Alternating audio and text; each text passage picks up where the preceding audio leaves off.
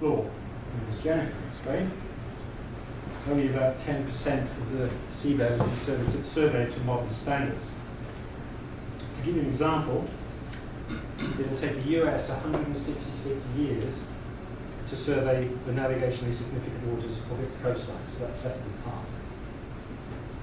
So the CSB project I'm involved with is being done in collaboration with the International Hydrographic Organization. The concept is very simple. We install a data logger on board the ship that uses NEMO, and we collect position and soundings, and we relay this to the data center for digital bathymetry. And then it's possible for anyone who's making a contribution to make a data call. And the result, improved up-to-date charts, and improvement of the safety of navigation at sea. And of course, as you can imagine, the data is not limited to bathymetry. Ground truth for satellite imagery, improved tsunami modeling are two of the more obvious applications that come to mind. But fundamentally, though, as Rebecca explained, it's not possible to plan the management of anything unless you've got a decent.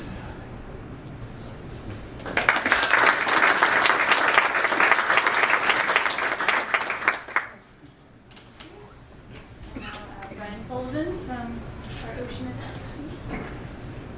I think I'm the last one of the day. I think Mike touched on this,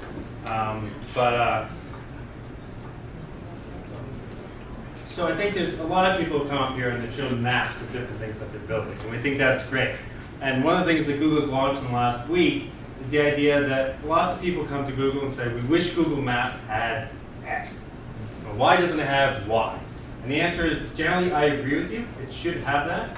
And now you guys can add that to Google Maps. And so we've launched this just a couple weeks ago, and it's called the Google Maps Gallery.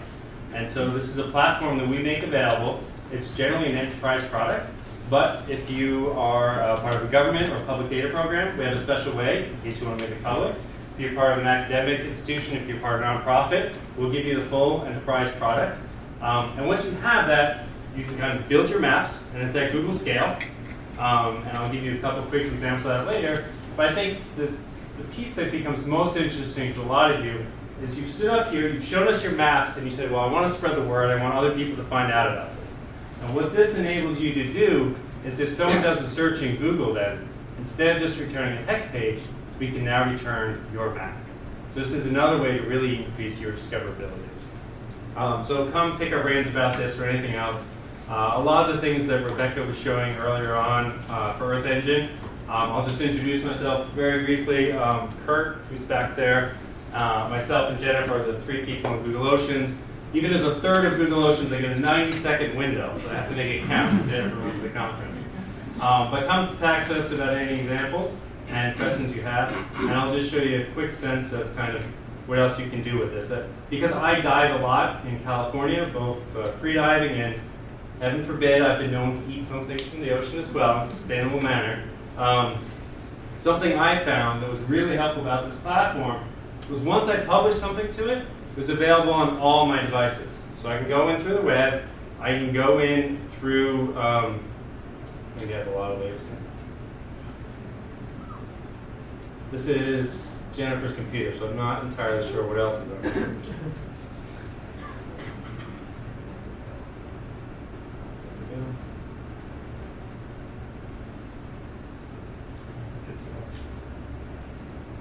But what I found when I went abalone diving or something else, I always wanted to know whether I'm in or outside the MPAs. And so what I did was I loaded the MPAs, which was a very straightforward thing. And now I can do the same exact thing on my mobile phone, except when I'm out there, I have the blue dot, and I can see whether I'm inside of this or I'm outside of this. And the same way I can easily load an MPA, if I click on that MPA, I'm going to go to, I saw a fish and game warden here earlier. Is he still around? They step out. Well, if I clicked on this page, I'm going to get all the regulations and everything else for that specific site. And I could easily link that in. And if I was interested in staying on my boat, wanted to know nautical charts, well, here's 5 gigs of data that I can pretty much just turn on. And I can do that just as easily on my cell phone as I can over the desktop version or anything else, because it's only going to serve the pieces I need. And now if I zoom out, here's everything else around it. So you really get, the idea is that Google's had this technology for a while, but now you guys can do this. You can do it without us at all. I mean, we're happy to help, but I feel better if you guys can do it on your own. And I really like when people have kind of gotten pretty far with it already, and then they come to with me a question or two. So any questions you guys have, find Jennifer, myself, or Kurt.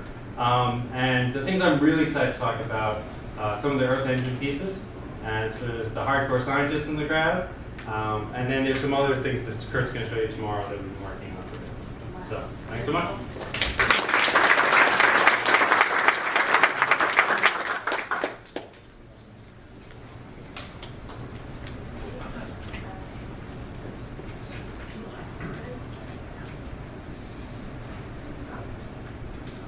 I think that is all on the light round. Thank you, Brian. And